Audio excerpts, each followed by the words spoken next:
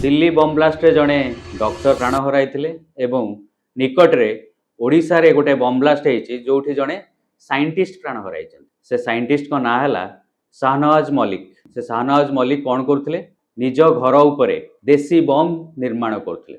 भावंतु चिंताधारा केते ऊपर थिला। बात तो सही है। से देसी बम निर्माण करते तापर से बम डीआरडीओ को बिकी था से डीआरडीओ जाकर एक्सपोर्ट करता आ खाली सेतिक नुहे शाहनवाज एते धर्मनिरपेक्ष जे तांका गर्लफ्रेंड होची हिंदू आउ से आत्मनिर्भर भारत उपर एते विश्वास करथिले जे परिवार समस्त को से काम लगे